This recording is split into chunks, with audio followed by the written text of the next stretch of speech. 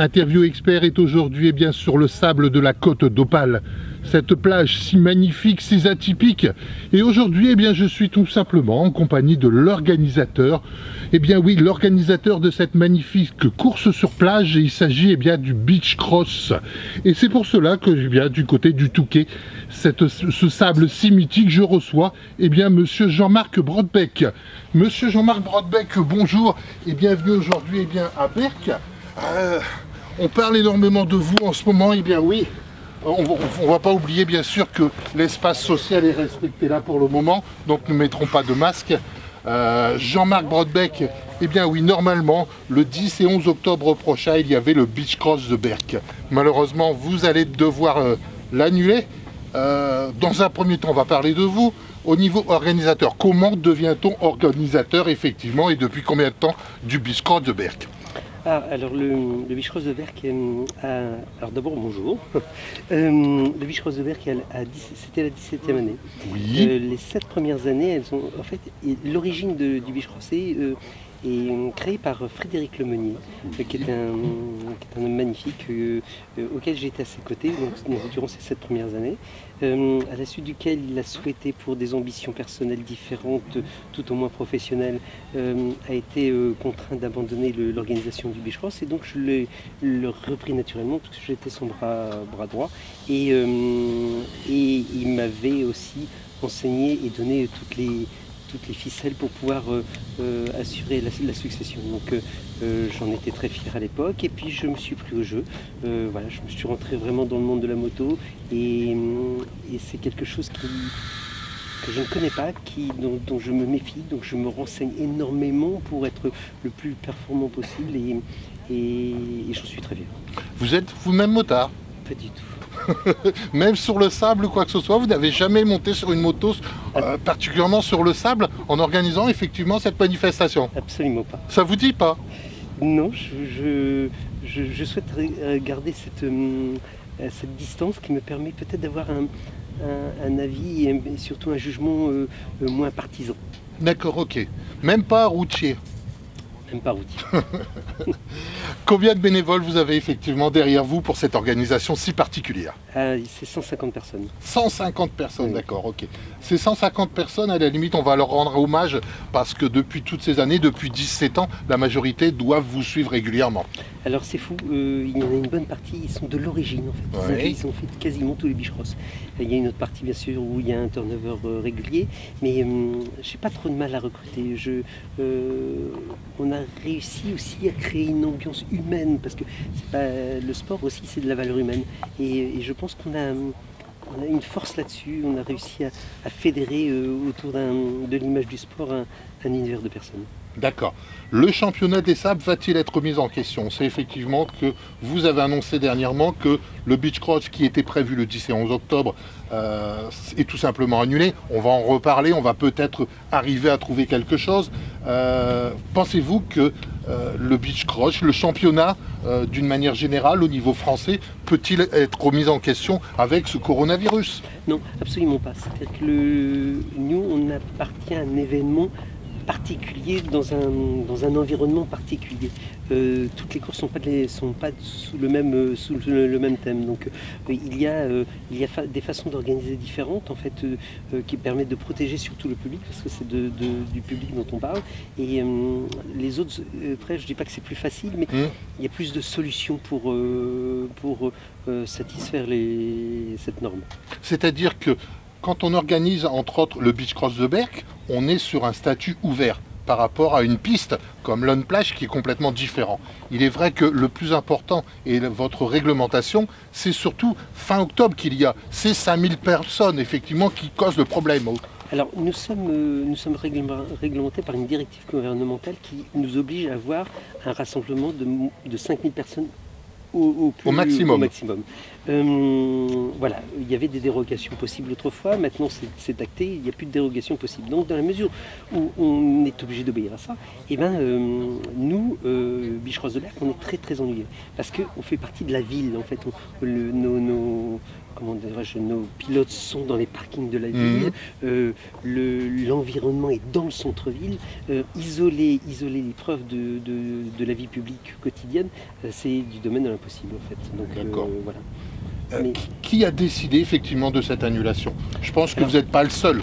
Alors si, c'est du rôle de l'organisateur, donc en fait c'est une décision collégiale hein, bien sûr, mais celui qui prend la dernière décision c'est l'organisateur. Alors j'avais deux difficultés majeures, la première elle est éthique et la seconde elle est technique.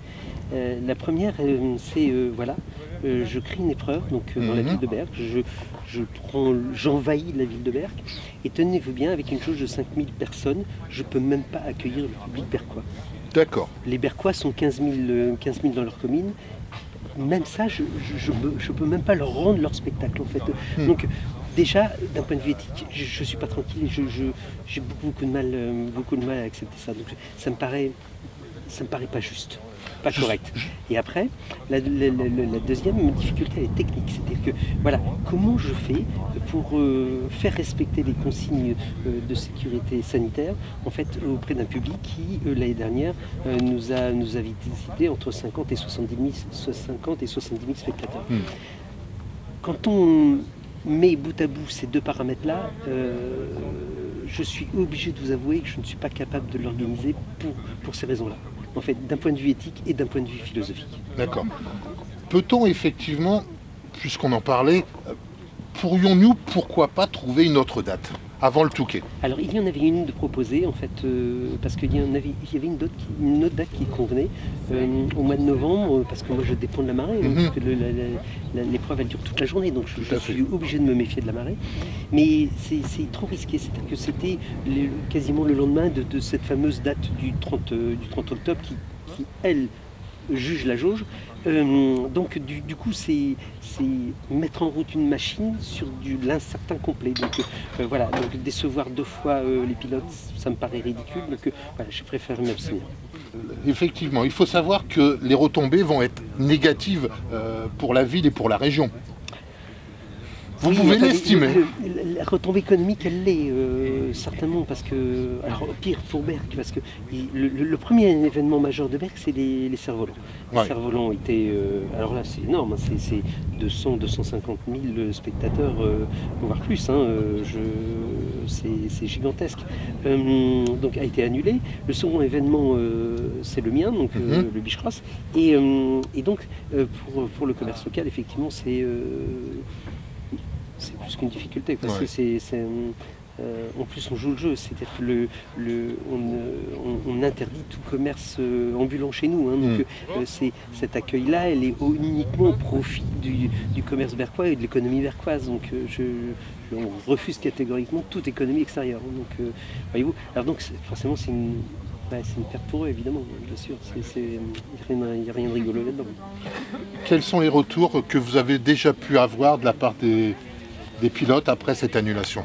C'est mitigé, il y a un peu de déception, il y a de la déception c'est sûr, il y a un peu de critique voilà, auquel je peux pas tenir rigueur, parce que tout le monde ne connaît pas l'exigence d'organisation. L'exigence d'organisation qui est colossale, quoi. Donc voilà, je n'ai pas d'avis, je comprends.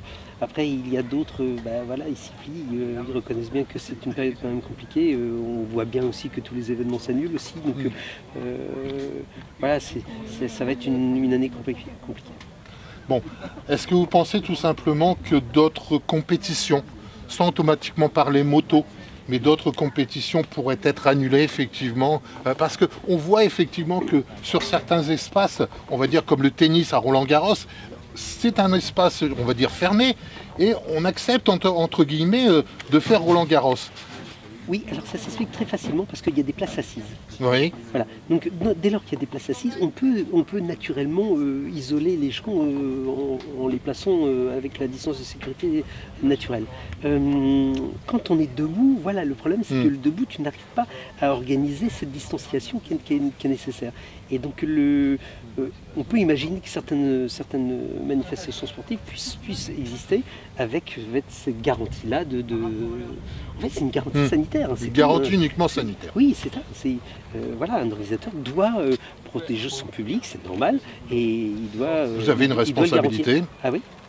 Oui, c'est-à-dire qu'en tant qu'organisateur, en fait, vous êtes responsable de votre épreuve, bien sûr, et vous êtes aussi responsable de tout ce qu'il y a autour. C'est-à-dire et effectivement, le public fait partie de votre responsabilité. C'est pour ça qu'on s'entoure de médecins attribués pour le public, de secouristes attribués pour le public.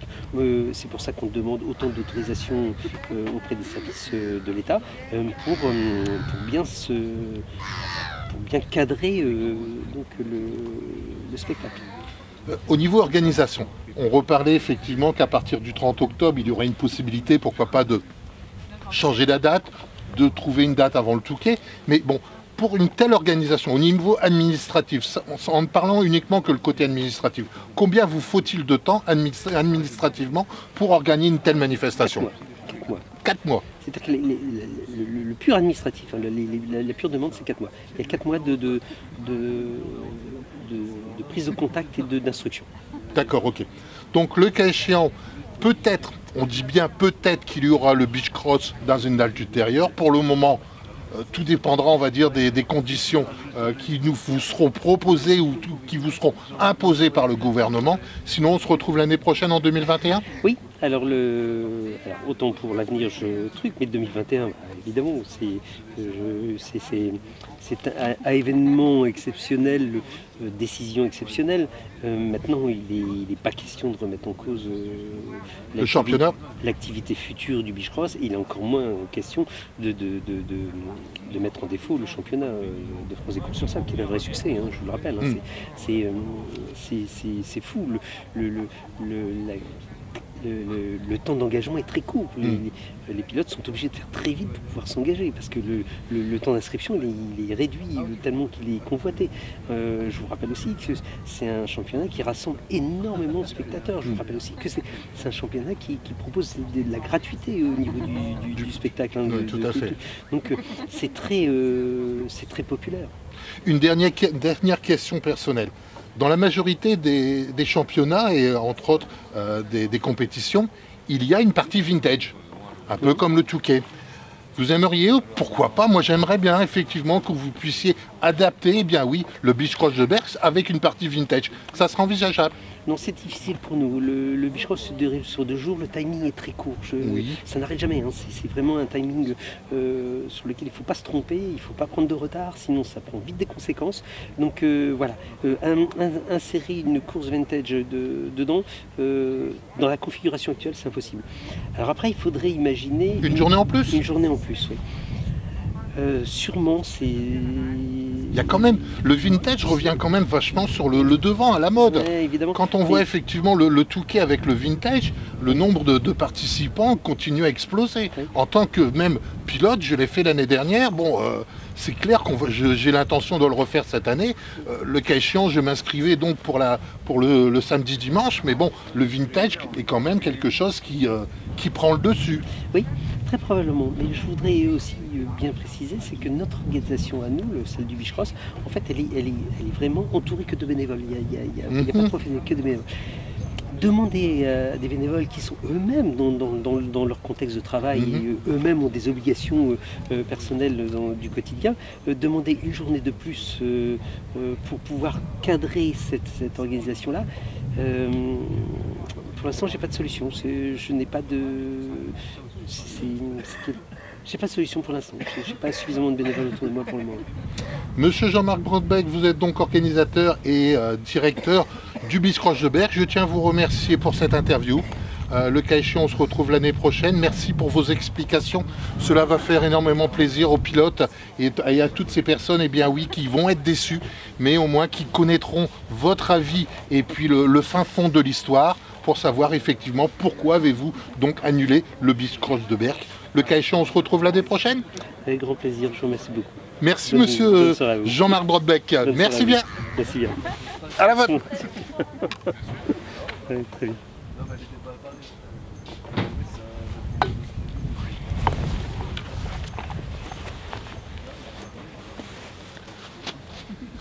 Voilà, interview expert était maintenant, eh bien oui, toujours depuis la côte d'Opale avec ce sable si magnifique, la plage de Berck. Eh ben, nous ne sommes pas à Berck, nous sommes au Touquet aujourd'hui pour vous présenter monsieur Jean-Marc Brodbeck. On se retrouve l'année prochaine avec les plages si magnifiques de la côte d'Opale. C'était Charles Édouard pour interview expert. Bien à vous!